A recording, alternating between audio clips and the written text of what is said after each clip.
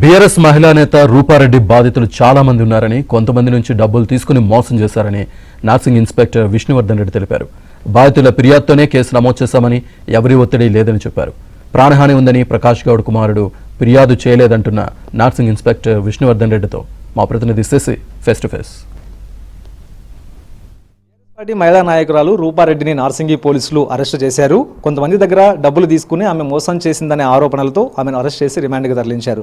రూపారెడ్డి మీద ఏ సెక్షన్ల కింద కేసులు నమోదు చేశారు, ఎంతమంది బాధితులు కంప్లైంట్ చేశారు అన్న అంశాల గురించి మనతో మాట్లాడడానికి నార్సింగ్ ఇన్స్పెక్టర్ ఉన్నారు, ఆయనతో మాట్లాడదాం. చెప్పండి సార్, అసలు రూపారెడ్డి మీద ఎందుకు కేసులు నమోదు చేశారు, బాధితులు ఏమని ఫిర్యాదు చేశారు? బాధితులకి డబ్బులు ఇవ్వాలనేసి మోసం చేసింది, డబ్బులు ఇవ్వట్లేదు అని చెప్పేసి ఫిర్యాదు చేశారండి. మొన్న ఒక ఆవిడ వచ్చింది, కంప్లైంట్ ఇచ్చింది, దాని మీద కేసు చేశాము, బెయిల్ స్టేషన్ బెయిల్ నోటీస్ ఇచ్చాము. తర్వాత నిన్న ఒక ముగ్గురు కంప్లైంట్ బాధితురాలు వచ్చారు. ఒక అమ్మాయి ఎస్సీ అని చెప్పింది, ఇంకో ఇద్దరు డబ్బులు ఇవ్వాలి, చెక్కులు ఇవ్వాలి సార్, డబ్బులు బాండ్ పేపర్లు రాసి ఇచ్చింది, చెక్కులు ఇచ్చింది, ఆ చెక్కులు వేస్తే ఇన్సఫిషియెంట్ అమౌంట్ వస్తున్నది అని చెప్పేసి మనం చీట్ చేసింది అని చెప్పేసి కంప్లైంట్ చేశారు. దాని మీద కేసు చేశారు. మొత్తం ఎంతమంది బాధితులు ఉన్నారు సార్? వాస్తవానికి ఇప్పుడు మీకు వచ్చినటువంటి కంప్లైంట్ల ఆధారంగా ఎంతమంది దగ్గర ఏమైనా డబ్బులు తీసుకుని మొత్తం ఎంత అన్న అంశాల గురించి ఏమైనా దర్యాప్తు చేశారు? ఇప్పటి వరకు ఒక 4 కంప్లైంట్ ఇచ్చారు, ఒక 2 స్టేట్మెంట్స్ ఇచ్చారు. ఫర్దర్ కూడా ఇంకొంతమంది వచ్చేటట్టున్నారు, వస్తే వారు కూడా తీసుకొని కేసులు చేస్తారు. ఏ అవసరాల కోసం తీసుకుంటారు? ఎందుకంటే బయట రకరకాల ప్రచారం నడుస్తుంది, పెట్టుబడుల కోసం అనో లేకపోతే ఇంకా ఏ అవసరాల కోసం తీసుకుంటారు? ఇంకా అది మా విచారణ వదులుతుందండి, ఏ అవసరం కానీ ఇప్పటివరకు ఇంకా క్లారిటీ లేదు. ఆమె బిజినెస్ చేయడానికి తీసుకునేదని చెప్తున్నారు, ఇంకా ఏ అవసరాలు అనేది కూడా క్లారిటీ లేదు, విచారణ అన్నతం తెలుస్తుంది. తీసుకున్న డబ్బు గురించి రూపారెడ్డితో మీరు మాట్లాడినప్పుడు ఆమె ఏం సమాధానం ఇచ్చింది? నేను ఇస్తానండి, ఇప్పుడు లేవు, ఇస్తాను, వాళ్ళకి ఇవ్వాల్సిందే అని చెప్పిందండి. ఇది కేవలం చీటింగ్ మాత్రమేనా, లేకపోతే ఇందులో మీరు ఇందాక దళిత మహిళ అని చెప్పేసి అన్నారు, ఎస్సీ అట్రాసిటీ కేసులు కూడా నమోదు చేశారు?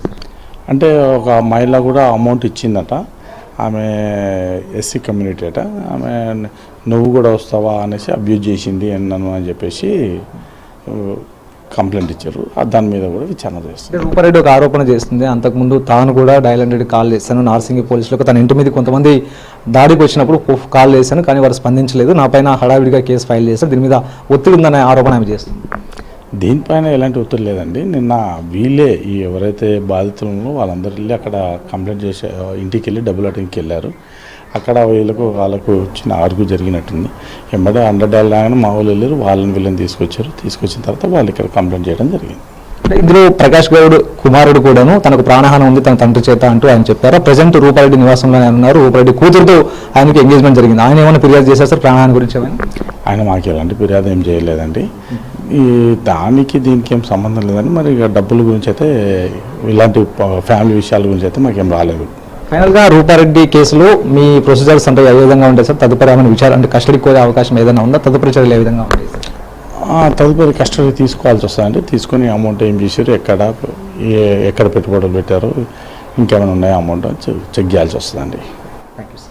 ఇది మొత్తానికి ముందుగా ఒక మహిళ తన దగ్గర డబ్బులు తీసుకుని రూపారెడ్డి ఇవ్వకుండా మోసం చేసిందంటూ ఇచ్చినటువంటి ఫిర్యాదు మేరకు నార్సింగి పోలీసులు కేసు నమోదు చేశారు. తర్వాత నోటీస్ ఇచ్చి వదిలేశారు. ఆ తర్వాత మరొక ముగ్గురు కూడాను తిరిగి నార్సింగి పోలీస్ స్టేషన్ రావడం, వారు కూడాను రూపారెడ్డి తమ వద్ద డబ్బులు తీసుకుని మోసం చేసిందంటూ కంప్లైంట్ చేయడంతో పాటు ఒక దళిత మహిళ కూడాను ఆమె కూడా డబ్బులు ఇచ్చింది, ఆమెకు డబ్బులు తిరిగి అడిగేటటువంటి క్రమంలో ఆమెను దూషించిందంటూ కూడా ప్రధానంగా పోలీసులు చెప్తూ ఉన్నారు. ఇదే నేపథ్యంలో చీటింగ్ కేసుతో పాటు ఎస్సీ అట్రాసిటీతో పాటు కేసులు నమోదు చేశారు. సో మొత్తానికి తదుపరి చర్యల నిమిత్తం ఆమెను కస్టడీకి తీసుకుని ఆ డబ్బంతా ఏం చేసింది, తీసుకున్నటువంటి డబ్బును ఎక్కడికి మళ్లించింది అన్న అంశాల గురించి కూడా సమగ్రంగా దర్యాప్తు చేస్తామంటూ నార్సింగ్ ఇన్స్పెక్టర్ చెప్తూ ఉన్నారు. Vote studio.